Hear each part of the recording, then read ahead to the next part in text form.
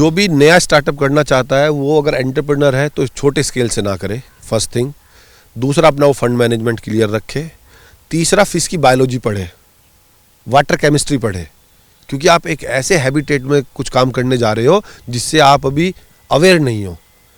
अपना farm locations अपनी residence location से बहुत फार ना बनाए, या तो खुद शिफ्ट हो जाए, क्योंकि अगर आप एनर्जेटिक नहीं रहेंगे तो मछली कहाँ से एनर्जेटिक होगी। तो ये 4-5 बेसिक टिप्स फॉलो करो, अदरवाइज इस बिजनेस की ब्यूटी है। मेरे को तो 3 साल में इसका कोई भी डीमेरिट नजर नहीं आया दोस्त। देश की राजधानी दिल्ली से 50 किलोमीटर दूर गाजियाबाद जिले का पतला गांव। पश्चिमी उत्तर प्रदेश के इस इलाके के ज्यादातर किसान गन्ना, गेहूं, धान जैसी परंपरागत खेती पर निर्भर है, जो दिन रात एक करके भी किसी तरह गुजारा चला रहे हैं।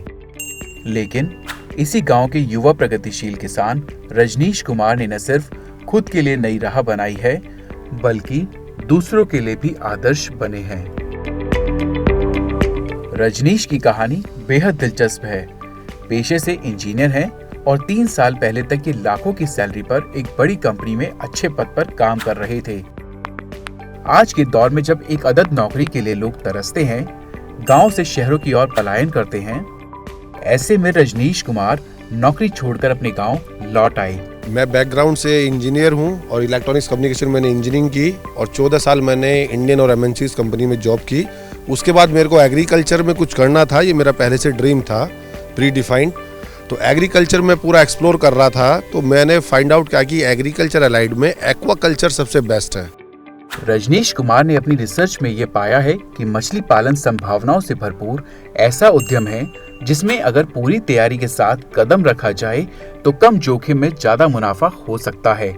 और फिर जहाँ चाहा वहाँ राह की तरह रजनीश इसमें उतर आए। हमारी कंट्री प्रोटीन डेफिसिट कंट्री है।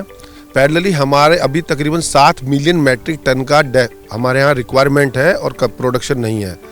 तो मैंने ऐसी इंडस्ट्री, ऐसा प्रोडक्ट चुना कि जहाँ पे मार्केट प्लेस ऑलरेडी क्रिएटेड है, आप अपना प्रोडक्ट बनाइए और मार्केट में लेके चले जाइए। अदरवाइज आप किसी और प्रोडक्शन इंडस्ट्री में जाते हैं तो आपको प्रोडक्ट के साथ साथ उसकी सेल्स मार्केटिंग में सबसे ज़्यादा काम करना है। इस इंडस्ट्री की सेकंड ब्यूटी क्या थी, ये पूरी इंडस्ट्री आपकी वर्किंग कैपिटल सेंट्रिक थी। आपको कहीं भी बहुत बड़ा इंफ्रा रिक्वायरमेंट नहीं था। आप अगर और कोई प्रोडक्शन इंडस्ट्री लगाते हैं तो सबसे पहले आपको बहुत बड़ा इंफ्रा कैपिटल इन्वेस्टमेंट चाहिए, और किसी भी बिजनेस को आज के युग में वही करना चाहिए जो वर्किंग कैपिटल सेंट्रिक हो, मिनिमम 1 ईयर में आपके पैसे रोटेट हो जाए। तीसरा मेन बेनिफिट क्या था कि ये पूरा बिजनेस लेबर सेंट्रिक नहीं था जी। आपके अगर आप डेयरी फार्मिंग करते हैं, पोल्ट्री करते हैं, पिग करते हैं, नॉर्मल ऑर्गेनिक फार्मिंग करते हैं, बहुत लेबर चाहिए, इसमें मिनिमम लेबर चाहिए थी। तो जो की पॉइंट्स थे वो मैंने इसमें आइडेंटिफाई किए, तब मैंने इस फार्मिंग में स्टार्ट किया। सबसे पहले तो रजनीश ने ये पता किया कि 100 किलोमीटर के दायरे में जो मंडियां हैं, वहाँ किस किस्म की मछली की मांग और बिक्री ज्यादा है। इसके बाद उन्होंने हिसाब लगाया तो पाया कि जो मजदूरी का खर्च है वो जितना कम क्षेत्र में मछली पालन के लिए तालाब बनाएंगे उतना ज्यादा आता है। इसीलिए 12 एकड़ से उन्होंने शुरुआत की। सन 2018 मई में मैंने ये 12 एकड़ से फार्मिंग स्टार्ट की थी और अभी मैं तकरीबन मोर देन 100 एकड़ में फार्मिंग कर रहा हूँ। एक्वा फार्मिंग के बेनिफिट्स क्या क्या है? सर, एक्वा फार्मिंग के बेनिफिट्स तो मैंने आपको बताया कि आपको सबसे बेस्ट पार्ट है, आपको मार्केटिंग में कोई काम नहीं करना है। आप अपना प्रोडक्ट रेडी कीजिए, आपके फार्म से सेल हो जाएगा, रिटेल में सेल हो जाएगा, होलसेल में सेल हो जाएगा, ऑनलाइन सेल हो जाएगा। आप एक बार गवर्नमेंट के स्टैटिस्टिक्स देखिए कि हम वियतनाम जैसी कंट्री से फिश इंपोर्ट करते हैं, इतनी ज़्यादा रिक्वायरमेंट है और सबसे ज़्यादा प्रोटीन है। और मछली को तो कहा जाता है कि गरीबों का खाना है, क्योंकि सबसे पुअर प्राइस पे सबसे रिच प्रोटीन आपको मिलता है। ये सबसे इसका बेनिफिट है। आपकी लेबर चली जाए तो भी आपको कोई प्रॉब्लम नहीं है, आप अपना काम सब खुद मैनेज कर सकते हैं। हाँ, मैं ये बताना चाहूँगा, ये पेशेंस का काम है। कोई भी फिश आपकी ओवरनाइट बड़ी नहीं होती, जैसा कि बहुत लोग यूट्यूब या फेसबुक पे देखते हैं 2 महीने 3 महीने मछली बड़ी हो गई, या सेकंड कि आपके 1 साल में 4 गुना पैसे हो गए। तो ये दोनों मिथ है, दोनों भ्रम है। तो मेरे किसान भाई इससे बच के रहें। लाइफ जो टाइम लेती है वो टाइम लेगी ग्रोथ होने में। हाँ, डेफिनेट ये मैं इंश्योर कर सकता हूँ हर किसान भाई को कि कोई भी इसमें लॉस नहीं है अगर आपने अपनी शिद्दत से काम किया है। भारत में मछली पालन की कई तकनीक हैं जो क्षेत्र विशेष की आबोहवा और पानी पर निर्भर करती हैं। रजनीश ने अपने सुशिक्षित होने के अनुभव का पूरा इस्तेमाल करते हुए अपने लिए तकनीक चुनी। जब तक आपको किसी बिजनेस की इकोनॉमिक्स नहीं पता होगी, क्या उसकी कैपिटल एक्सपेंस है, क्या उसका वर्किंग एक्सपेंस है, क्या उसका मोड्स ऑफ ऑपरेंडी है, तो आप उसमें कैसे सक्सेस हो पाओगे। आपको ये तो लगता है कि छोटी फिश स्टॉक कर दी बड़ी हो गई है। ज़्यादातर मैंने देखा फार्म से विजिट करके, लोग बाग देखते हैं कि जो सीड है या छोटी मछली का बच्चा है, जो लोग बाग mainly Calcutta is the hub in country, वहाँ से परचेज करते हैं, वो आ जाता है 2 रुपये 3 रुपये का आ जाता है। फिर आदमी एंड प्रोडक्ट की प्राइस पता करता है, क्रॉस चेक करता है होलसेल मार्केट से, वो 100, 120, 150 की सेल हो रही है, तो वो दोनों उसको एजम्पशन कर लेता है कि आपने इतने का परचेज किया। लेकिन जो उसकी मिडिल की जर्नी है 100 रुपीज़ की, उस पर वो वर्कआउट नहीं करता है कि वो कितनी मोर्टिलिटी होगी, कितना फीड कॉस्ट आएगी, क्या लेबर कॉस्ट आएगी, क्या चैलेंजेस आएंगे और कितना आपको टाइम देना होगा। आपकी वर्किंग कैपिटल का अगर 50% आपका मुनाफा है, रिटर्न ऑन इन्वेस्टमेंट है, तो आप खुद समझिए इंडस्ट्री ना तो छोटी है ना इजी है। तो अगर आपको 50% मुनाफा लेना है तो आपको अपने आप को अपग्रेड, अपने आप को अपलिफ्ट रखना पड़ेगा इंडस्ट्री में, तभी आप सर्वाइव कर पाएंगे।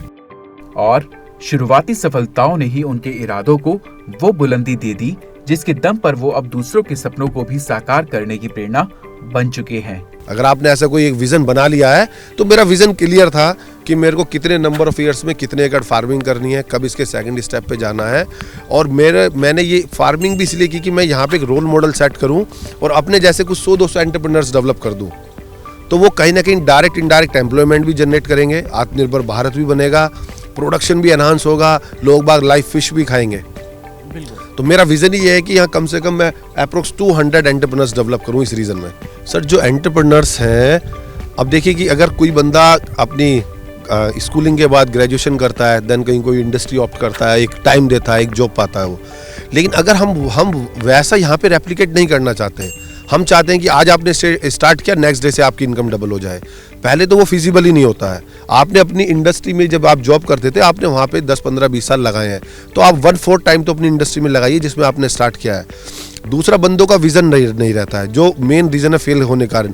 सबसे तीसरा क्या है कि मैं ना कॉपी पेस्ट करने पे, मेरी इंडियन मेंटेलिटी ऐसी है, उस पर ज़्यादा विश्वास करता हूँ। मैं केवल फ्रंट एंड देखता हूँ किसी भी बंदे का, मैं बैक एंड उसका बिल्कुल नहीं देखता कि उसकी कितनी मेहनत है उसके पीछे, कहाँ वहाँ पहुँचने में।